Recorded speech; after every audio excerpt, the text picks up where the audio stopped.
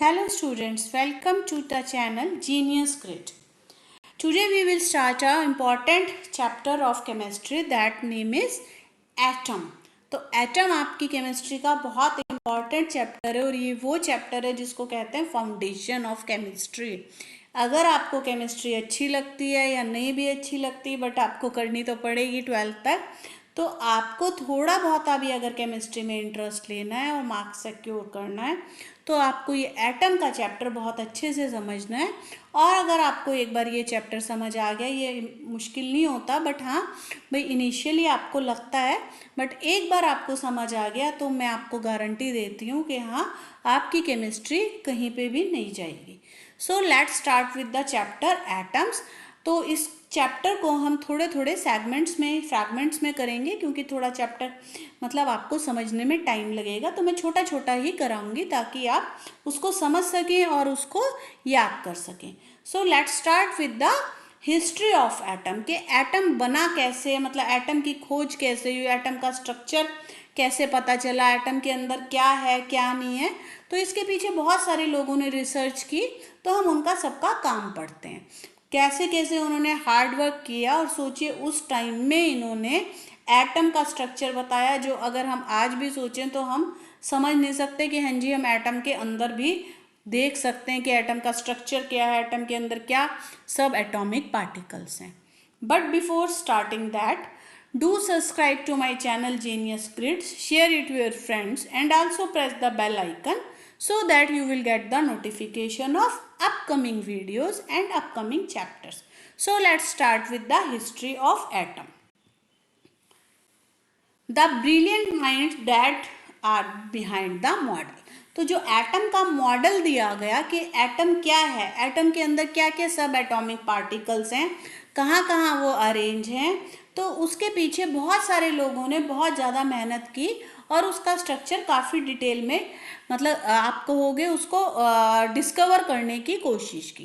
तो बहुतों का नाम तो हम जो मतलब बिल्कुल ऊपर लास्ट में मॉडल दे देते हैं और जिनका एक्सेप्ट हो जाता है, बहुतों का तो हमें पता चल जाएगा, बट बहुत ऐसे लोग हो जाते हैं जिन्होंने काफ़ी काम किया होता है बट उनका नाम आना रह जाता है। So let's start with that. Democritus. Democritus was an ancient Greek philosopher and scholar of Leucippus, who formulated an atomic theory for the universe on 1400 BC. He called it atomos, which means uncuttable. तो सोचिए ये जो डेमोक्राइटस थे ये Greek में एक philosopher थे, philosopher मतलब रिसर्चर भी नहीं थे। तो इन्होंने सबसे पहले क्या दी, एटॉमिक थ्योरी 400 BC। सोचो कितनी पुरानी, मतलब कितना ज़्यादा इनका दिमाग तेज होगा जो 400 BC में फिलोसफर होके भी एक एटम का स्ट्रक्चर देखने की कोशिश कर रहे हैं। तो इन्होंने क्या कहा, एटम एक मतलब एक राउंड सी चीज़ या जो भी है और ये कट नहीं सकता, मतलब ये इतना अनडिविजिबल चीज़ है कि इसके आगे कोई पार्ट्स नहीं है। ये सबसे छोटा मतलब एक चीज़ है जिससे कोई भी चीज़ बनी होती है, बट इट इज़ अनकटेबल। ये आगे डिवाइड नहीं है, मतलब कट नहीं हो सकता, मतलब ये सबसे छोटी चीज़ है, जो कहते हैं ना ये सबसे छोटी चीज़ है, ये आगे इसका कोई पार्ट हो ही नहीं सकता क्योंकि ये खुद में इतना छोटा है। तो ये सबसे पहले किसने बताया था, डेमोक्राइटस ने। उसके बाद आए आपके जॉन डाल्टन। जो डाल्टन की एटॉमिक थ्योरी है ये मैं आपको एक सेपरेट वीडियो में बताऊंगी क्योंकि इनकी एटॉमिक थ्योरी बहुत ज़्यादा इंपॉर्टेंट है। तो इन्होंने क्या कहा कि जितने भी मैटर हैं, मतलब जितनी भी एक ढंग से चीज़ें हैं जो नॉन लिविंग चीज़ें हैं वो किसकी बनी हुई होती हैं, वो एटम्स की बनी हुई होती हैं।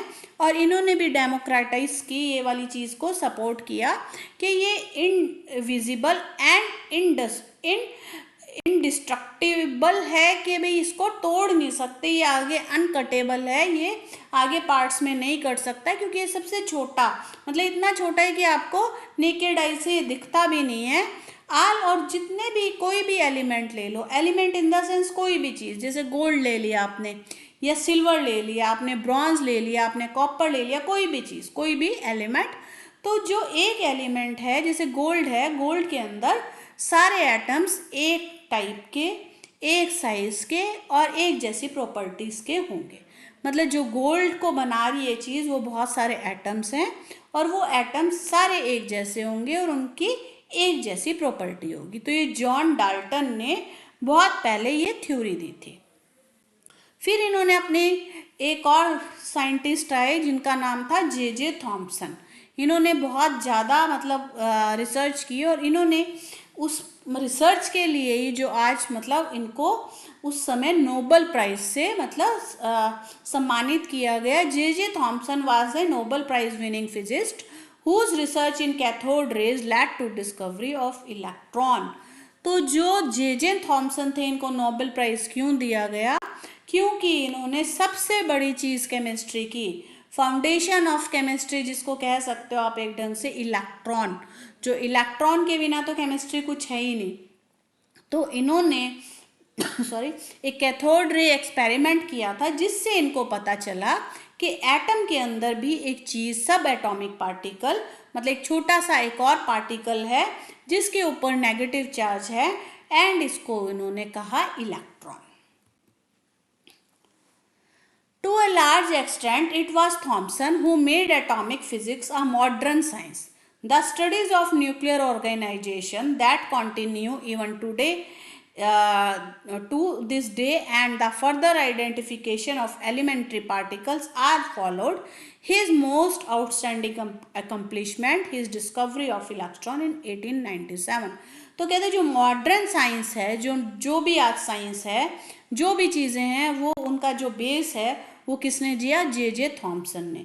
क्योंकि एटम के अंदर क्या पार्टिकल्स हैं, क्या चीज़ें नहीं हैं, वो कब उसके बाद बहुत सारे रिसर्चर्स काम करने लगे, बट सबसे पहले जो एटम को कहा कि ये नहीं, ये अनकटेबल नहीं है, ये अनडिविजिबल नहीं है, इसको हम डिवाइड कर सकते हैं, इसके अंदर भी एक पार्टिकल्स हैं कहीं।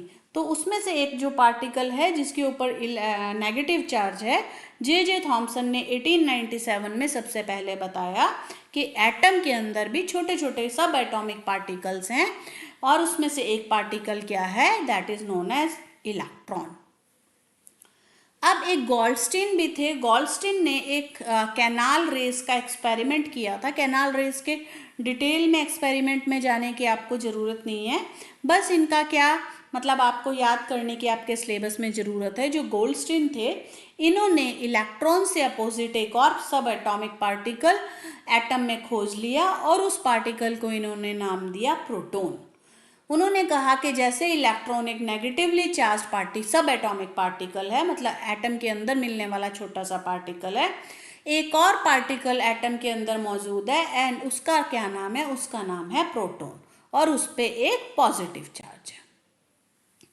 This atomic particle had a charge and electron but opposite in size to that of electron।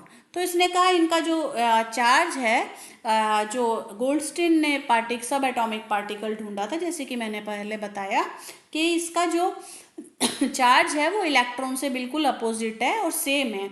जैसे अगर इलेक्ट्रॉन का एक नेगेटिव चार्ज है तो प्रोटॉन पे एक पॉजिटिव चार्ज है, मतलब बिल्कुल एक दूसरे के अपोजिट है, मतलब सेम, मतलब उनकी वैल्यू है बट अपोजिट चार्ज है, एक पॉजिटिव और एक नेगेटिव। इलेक्ट्रॉन नेगेटिव है तो प्रोटॉन पॉजिटिव है। It mass was approximately 2000 times as that of electron.